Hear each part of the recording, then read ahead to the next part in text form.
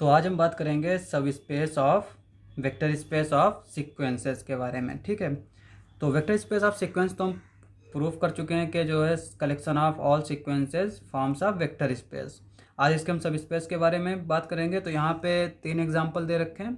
सबसे पहले W1 दे रखा है। W1 हमने किस तरह से ले रखा है, वेक्टर स्पेस V की ऐसी सीक्वेंस जो कि क्या हो, नल सीक्वेंस हो। नल सीक्वेंस का मतलब क्या होता है, कन्वर्जेस टू जीरो, यानी जो सीक्वेंस जीरो पे कन्वर्ज करती है उनको हम बोलते हैं नल सीक्वेंस।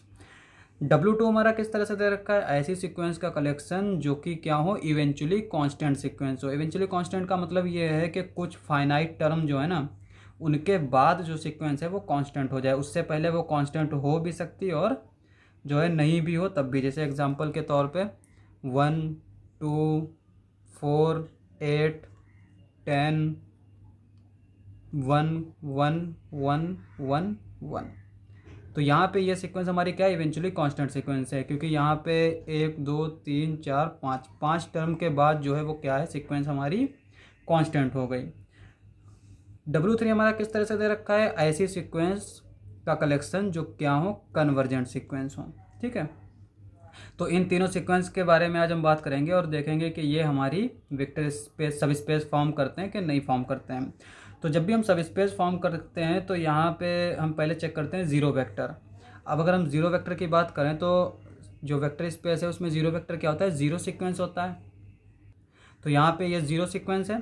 तो अब जीरो सीक्वेंस है, इसमें क्या होगा कि हर टर्म जो है वो जीरो होगा, यानी an जो है वो जीरो है फॉर ऑल n के लिए। तो अब यहाँ पे ये कांस्टेंट सीक्वेंस है और हम जानते हैं कि कांस्टेंट सीक्वेंस कहाँ पे कन्वर्ट करती है, अपने उसी कांस्टेंट पे। तो यहाँ पे an जो है वो जीरो है, तो an हमारा कहाँ कन्वर्ट करेगा, जीरो पे। तो इसका मतलब ये हुआ कि जीरो सीक्वेंस जो है वो हमारी क्या है, नल सीक्वेंस है। अगर नल सीक्वेंस है तो जीरो सीक्वेंस हमारी कहाँ बिलोंग कर जाएगी, W1 में बिलोंग कर जाएगी। तो इसका मतलब ये हुआ कि W1 में जीरो वेक्टर होता है। अब हमें क्या करना है, वन स्टेप टेस्ट से प्रूफ करना है। तो हमने यहाँ पर क्या किया कि an और bn को W1 में दो सीक्वेंस ले ली, एक an ले ली, एक bn ले ली, और अल्फ़ा बीटा जो है वो हमने फील्ड से ले लिया। ठीक है, तो वन स्टेप टेस्ट से क्या होता है कि हमें alpha x plus beta y जो है वो हमारा W1 में अगर चला जाता है तो हम कहते हैं कि वो सब स्पेस है। तो वही चीज़ हम यहाँ पे करेंगे। तो हम यहाँ पे alpha an plus beta bn इसको W1 में जो है दिखाने की कोशिश करेंगे। अब यहाँ पे ये हमारी क्या है, एक अलग सीक्वेंस आ जाएगी।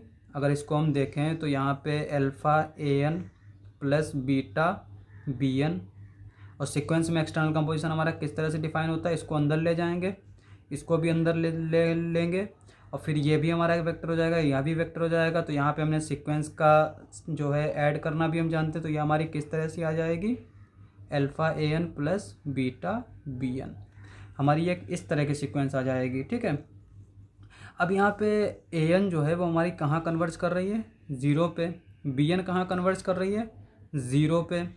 तो alpha zero plus beta zero, ये हमारा क्या आ जाएगा, ज़ीरो आ जाएगा। तो ये हमारी सीक्वेंस कहाँ कन्वर्ज करेगी, ज़ीरो पे कन्वर्ज करेगी। तो वही चीज़ यहाँ पे लिखी है, और लेकिन हमने यहाँ पे इसको इस तरह से नहीं लिखे, डायरेक्टली ऐसे ही दिखा दिए। तो यहाँ पे alpha an plus beta bn ये हमारी कहाँ कन्वर्ज कर रही है, अल्फ़ा डॉट ये ज़ीरो पे कन्वर्ज कर रही है तो ये ज़ीरो, ये बीटा डॉट ये ज़ीरो पे कन्वर्ज कर रही है तो ये ज़ीरो, और ये पूरी सीक्वेंस हमारी कहाँ कन्वर्ज कर रही है, ज़ीरो पे। और ये सीक्वेंस हमारी किस तरह की है, ये इस तरह की सीक्वेंस है, क्योंकि यहाँ पे हम देख सकते हैं कि ये और ये इक्वल हैं। तो यहाँ पे alpha an plus beta bn जो है वो कहाँ बिलोंग कर जाएगा, W1 में। और W1 में जब बिलोंग कर गया तो W1 क्या हो गया, हमारा सब स्पेस हो गया V का। अब हम बात करते हैं W2 की। तो W2 में हमारा क्या है कि an जो है वो हमारा इवेंचुअली कांस्टेंट सीक्वेंस है। तो यहाँ पे पहले हम जीरो वेक्टर की बात करते हैं। तो यहाँ पे ज़ीरो जो है वो V में है, और ज़ीरो हमारा क्या है, एक कांस्टेंट सीक्वेंस है। तो अगर कोई सीक्वेंस कांस्टेंट है तो भी वो इवेंचुअली कांस्टेंट होगी, और अगर कोई फाइनाइट टर्म के बाद अगर कांस्टेंट है तब भी वो कांस्टेंट होगी।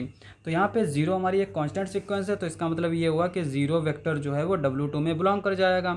अब हम बात करते हैं वन स्टेप टेस्ट से। तो यहाँ पे an और bn को हम W2 में ले लेते हैं। तो W2 में क्या इवेंचुअली कांस्टेंट है, तो हमने इसको ले लिया कि an is equals to a for n is greater than equals to k1, यानी k1 हमने कोई नंबर लिया जिसके बाद जो है ये a के इक्वल रहेगा। सिमिलरली यहाँ पे bn हमने क्या ले लिया, b for n greater than equals to k2।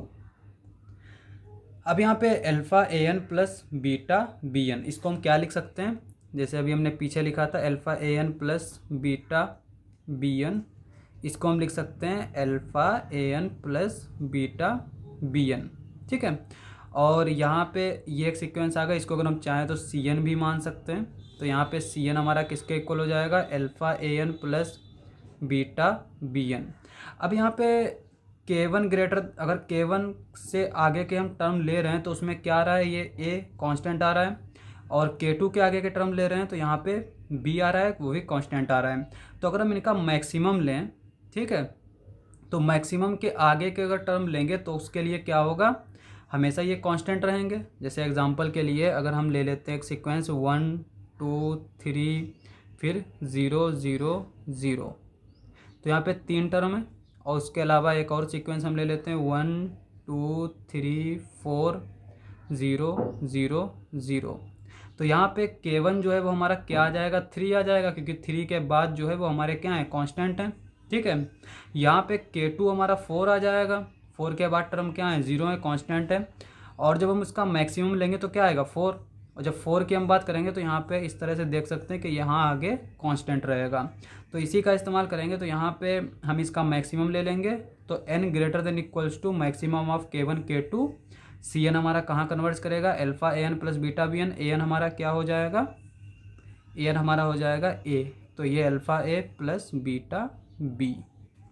ठीक है, एन जहाँ पर हमारा क्या होगा, greater than equals to maximum of K1 K2। यहाँ से हमें क्या मिला कि alpha a plus beta b, इसको हम सी मान लेंगे, तो सी एन जो है वो सी के इक्वल है, N greater than equals to maximum of K1 K2। और यहाँ पे हमारा सी एन जो है वो हमारा किस तरह से दे रखा है, ये दे रखा है alpha a n plus beta b n. चूँकि सी एन हमारा क्या है, इवेंचुअली कांस्टेंट है, तो W2 में बिलोंग कर जाएगा, और इसलिए हमारा alpha a n plus beta b n भी जो है वो W2 में बिलोंग कर जाएगा। तो इससे क्या इम्प्लाई होगा कि W2 जो है वो सब स्पेस है V का। अब हम तीसरी सीक्वेंस की बात कर लेते हैं। तो यहाँ पे जो तीसरा दे रखा है वो हमारा क्या दे रखा है, set collection of convergent sequence का। तो सबसे पहले हम जीरो वेक्टर चेक करेंगे। तो हमने यहाँ पे जीरो जो है वो V में ले लिया। V में हमारा जीरो वेक्टर क्या होता है, जीरो सीक्वेंस होती है। तो यहाँ पे देख सकते हैं कि जीरो वेक्टर हमारा क्या है, ये जीरो सीक्वेंस है, और जीरो सीक्वेंस क्या होती है, कन्वर्जेंट होती है, और ये कहाँ कन्वर्ज करती है, जीरो पे कन्वर्ज करती है। तो इसका मतलब ये हुआ कि जीरो वेक्टर जो है W3 में बिलोंग कर गया।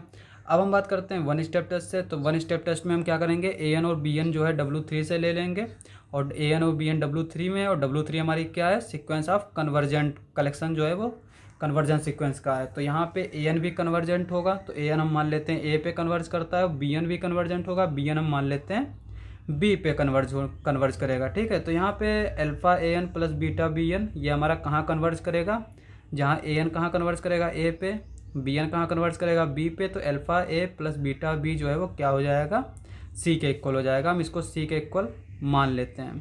ठीक है, तो ये सीक्वेंस हमारी कहाँ कन्वर्ज करेगी, C पे कन्वर्ज करेगी। और इसको हम डायरेक्टली ऐसे लिख देते हैं, लेकिन इसको हम इस तरह से लिखते हैं, पहले यहाँ पे AN प्लस BN, इसको एक हम सीक्वेंस के फॉर्म में पहले लिखने की कोशिश करते हैं। और ये हमारी किस तरह की आती है sequence form, alpha AN plus beta BN। ठीक है, ये हमारा इसके इक्वल होता है, और इसीलिए हम इसको डायरेक्टली एक सीक्वेंस कह देते हैं। ठीक है, लेकिन ये सीक्वेंस हमारी क्या, ये है सीक्वेंस क्या होती है जो इस ब्रैकेट के अंदर लिख सकें हम। ठीक है, तो यहाँ पे ये हमारा कन्वर्ज किया alpha A plus beta B पे, और ये भी हमारा कांस्टेंट आएगा, तो इसको हम C मान लेते हैं। तो यहाँ से हमें मिला कि alpha AN plus beta BN ये हमारी एक कन्वर्जेंट सीक्वेंस है। तो alpha AN plus beta BN हमारी कहाँ बिलोंग कर जाएगा, W3 में बिलोंग कर जाएगा। तो इससे हमें क्या मिला कि W3 इज अ सब स्पेस ऑफ V। तो इस तरह से हम यहाँ पे 3 सब स्पेस की बात कर सकते हैं। ठीक है, तो इस तरह से हम सब स्पेस फाइंड आउट कर लेते हैं। तो आज के लिए बस इतना ही। अगर आपको हमारा वीडियो अच्छा लगे तो हमारे चैनल को सब्सक्राइब करें। मिलते हैं अगली वीडियो में।